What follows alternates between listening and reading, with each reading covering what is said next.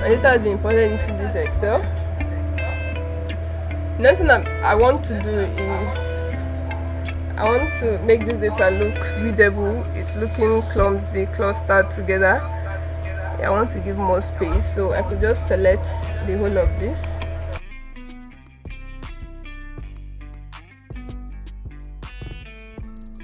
I'll go to my home tab. You can see this format on the cells group. I'll click on the drop down arrow.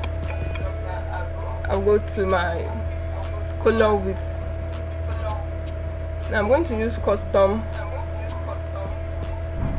I'm going to column width. I'll just click on column width. So I'll be the one to impute the size of the width by myself. So this is what we have here. I just want to make this data to look clean. Okay.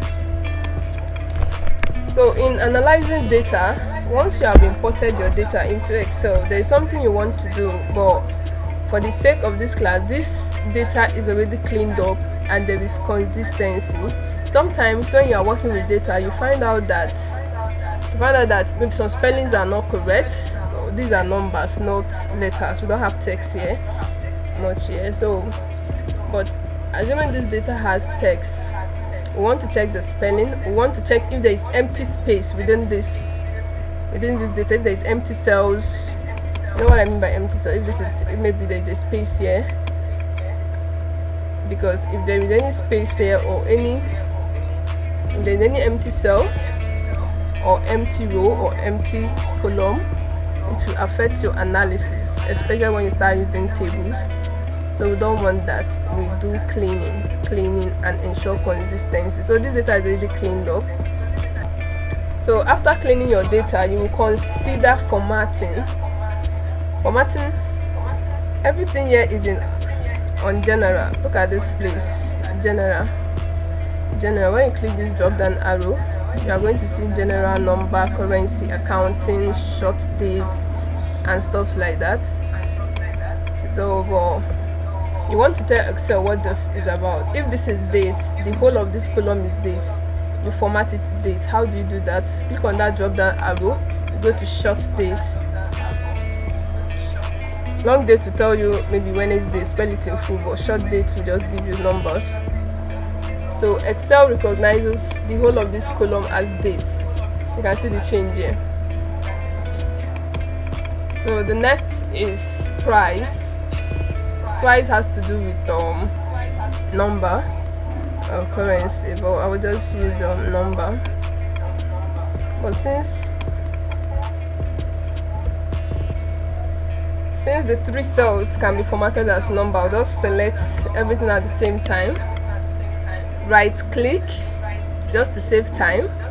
Go to my format cells. Okay, it's open. So you can see this is format cells. This is basically where you do the formatting, but because we are in numbers, so there's alignment, there is font, how you want your font to look like. But for the sake of this particular stuff we want to do, we'll go to numbers and check everything is the same thing with what we did here when we clicked on the drop down arrow. So that is what we are seeing here. So I'll just check my number, and I do not want it to have 2 decimal places. I'll just reduce the decimals.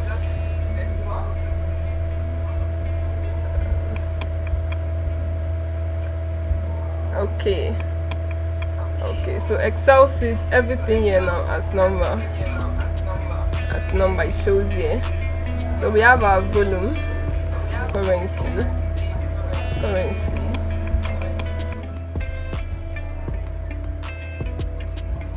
So percentage, do we use command percentage? Yeah, I'll take that. Okay, percentage is formatted. So if you are not formatting, next thing you might want to do is to put this data into a table. put the data into a table, because sometimes it is easier to work with data on table.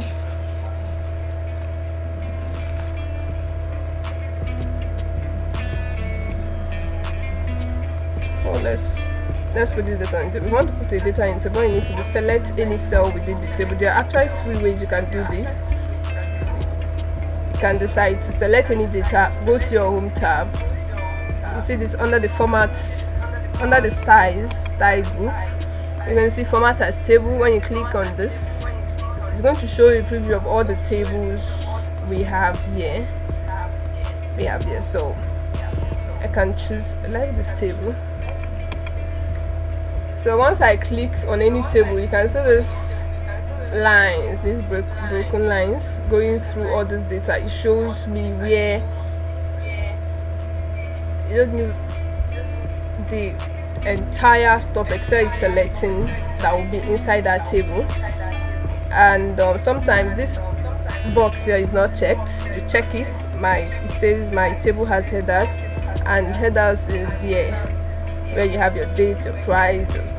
So you want to do that, you can just say okay. You check it. Your selection overlap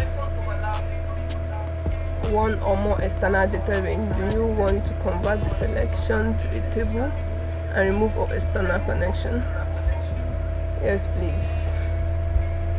So my data is in table now. And how do you know your data is in table? If you select any cell within this selection, you will see these table tools there. So but if I'm outside this selection, that tool will disappear. It's not there, but when I'm here, it appears now. What we are going to do next is naming this table. Naming a table is really important, because sometimes you don't have strength to be selecting table, so you want to name your table to know what, just to have you have an idea of the name you give your table, and you can use it to analyze data easily. So I'll just name this table, and come to your properties. Under your table tab, you will see your properties, and you can see table name. This table is named table 1. That is the default name, but I want to change it to BTC. Let me call it class. Okay, let me call it class. So this is it. Click enter. So we have named this table. So when you name a table and you're working with table, you can see these other things are filters. These drop downs are filters where you can filter stuff. Maybe you want to filter. Okay, this is dates. Sort oldest to newest. So we are in sorting. Sort newest to oldest. Sort by colors. And you have all the dates, all the years on this data is highlighted here. You can see 222, 221, 220, 218, 229. So that's not what I want to do. Okay, let us find max for BTC. You can find mini. What's the minimum? What else do we need to find? So okay, like I said before, we are going to check about match. We are going to look at index. Don't worry with time, you understand this. And Vlookup might not be necessary here, but I might just create another data so that we can understand Vlookup too. So what's the maximum value for BTC? There is one way to do this. There are many ways to do this, but you can just come to this column high, click on this drop down arrow. You can sort from A to Z, or sort from Z to A. So Z to A is coming from highest to lowest. I can just check that. So this is the highest value of BTC, which is, I hope you can see this. Let me zoom. So I will undo this. If you want to undo, so you can undo using Ctrl Z.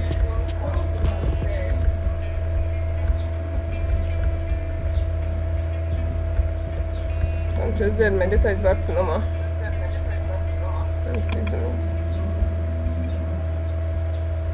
So but what we said we are doing is finding the highest, finding the minimum, finding the match index using formulas. And I want to make a difference between functions and formulas. When you talk about formulas in Excel is when you say something like 1, we have something like 2, and you want to say 2 here. Sorry, for you to start a formula you need to start with the equal sign. So when I say 2 here divided by 1, it is still 2. So this is formulas is everything on your keyboard where you have your plus, your minus, your times, that's your star. But your functions are inbuilt in Excel.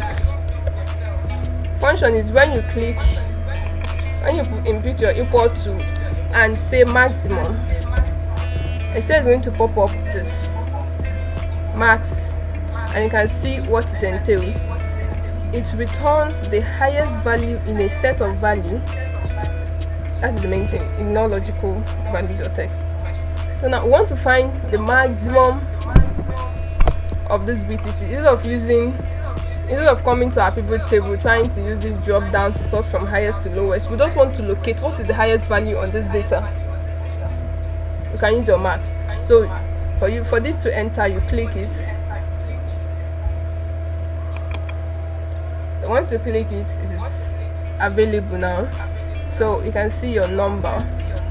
This number can represent, you can just put maximum of some numbers, or you can just select an array or range. So the whole of my D, my column D, if I say enter, this other value back. So this is the maximum number on this data. So how about we want to find the minimum? Remember, for you to start a function in Excel, you use equal to on your keyboard. So type the formula name, the function name. So this is the minimum is out there. Returns the smallest number in a set of values. So I'll just double click and it's ready now. So for us to get the smallest value in this data, all we need to do is to select from the low column. So that will be where we know the lowest, which is also the minimum. So 3177 is the minimum value of item from BTC. Sorry for that, I'm used to seeing Excel. So now you notice something. When we have selected the maximum, the minimum, we don't know where it is in this data. Where is the maximum in this data? Which number is this? How do we find where it is? We don't know. We just know that the maximum number in this data is 68991 and the minimum is 3177. Where is this in this data? How do you find that? Let's see. Because this data is so large and you don't want to start looking, you will not even find it, and it's going to take so much time. For you to find where this maximum is on this data, you need to use what is called match, the function match in Excel. So we are in this now. So I'll click my match, I'll type match. Excel is popping everything that has to do with my spelling. You can see match. Match says returns the relative position of an item in an array that matches a specified value in a specified order. So what match does is going to tell me where the number of row where this thing is. So let's find out. Match contains lookup value. I hope you can see it very well. It contains lookup value, lookup array, then the match type. So which value are you looking for where it is in this table? We are looking for this max. You select it. Where is the array? Array means range. Where is it? It is here. The maximum is here in our height. We select this. remember to always place your comma, and exact match. So your match type, where you will see 1 less than 0, exact match, you will see greater than 1. So to explain this, well, exact matches will give you the exact of what you are looking for. So we just use 0, double click, enter. So this is our match. This is what our match gives us, which says that when you go to row 137, that is where the maximum value is on this data. So we'll now scroll to row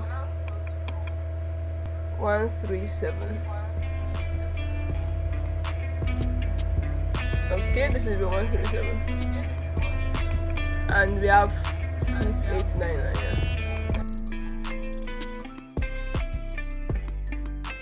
So I hope you see what match does. So you can still do that for minimum. You want to find where is the minimum value in this data. You will find the row number where it is. Okay, let's see what index will give us. What we are getting is insights. We're getting insights. You might be working where you have a data you are required to find some things and make some analysis. All these are functions that will help you do that. So equal to index. We want to make use of what is index all about. Index says returns a value or reference of a cell at the intersection of a particular row and column in a given range. So in this range now, let's say in this range, I want to find what is in row 137. It's giving me the maximum. In row 137, this is what is there.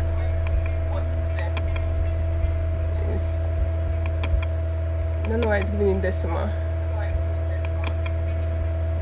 Okay, let me format it. Right click.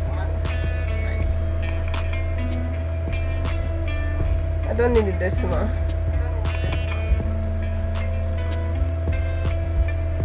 So this is what index does. Index can tell you in this particular row number, it will tell you the value that is in a cell in that row depending on your selection.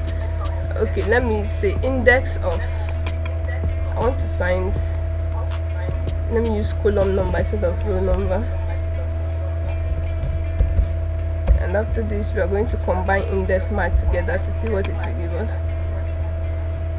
So in this array now, that's the range comma, I want to find what is in row 2. So in this column now, what is in row 2 in this column? It is this 4 5 1 2. So this is how index works. It returns the number or reference of a cell at the intersection of a column or row. So having done that, we are going to combine IndexMatch together.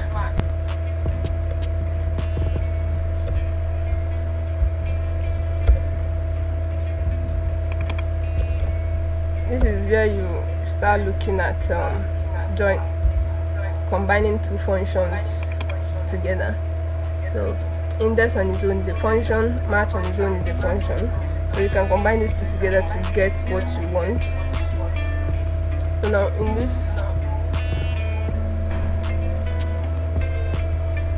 this array,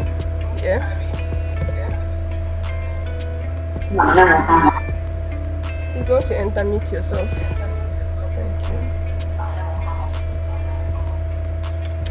So in this array now,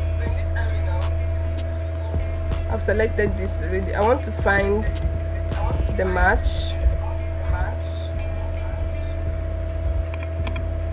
of the maximum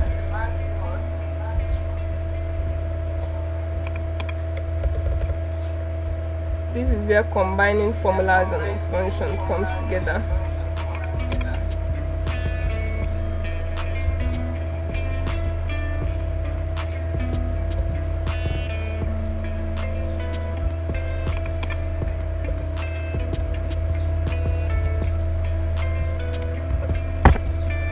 Now when you combine, another important thing to note here is when you combine two or more functions together in Excel, closing the parentheses should be equal to the number of the functions within that have match, which is 1, and maximum, which is 2. So the closing parentheses there is 1, 2. The red shows that is not enough, and the last one is black, so which says yeah, we are good to go. When I enter, it still gives me, when I click enter, it still gives me the exact value.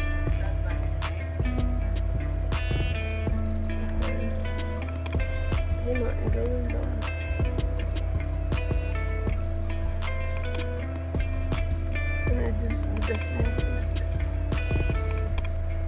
So what IndexMatch does is, instead of we going to find the maximum and using match to find where it is in this data, the row number, which is row number 137, we could just combine IndexMatch together to get the value of the maximum.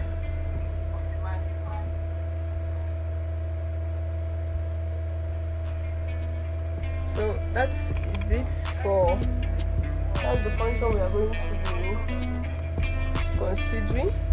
And the last function we have here is Vlookup. The best example I can use to explain Vlookup, let's say we have fruits, we have prices.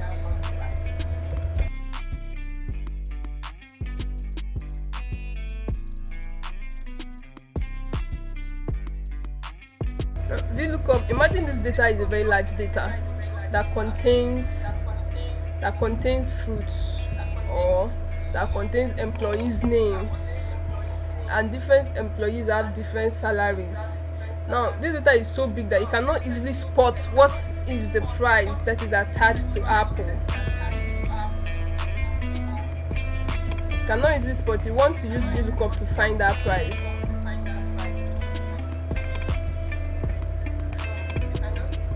Remember, when you start a formula, you use your equal to sign, click your Vlookup, double click it, it's ready for you to sign it. Now, lookup value.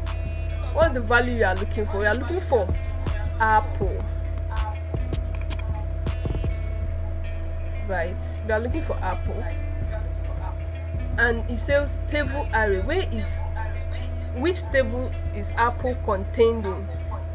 Apple is contained in the whole of this. Apple is inside this table.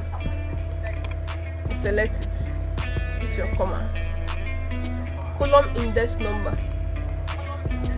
Column index number tells you what column reference are you looking for. You know, in this now we have column 1. This table is made of 1 column and 2 columns.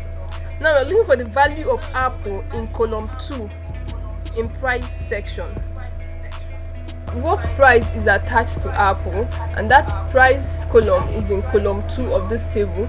So you just type your 2 within, place your comma, and use first exact match.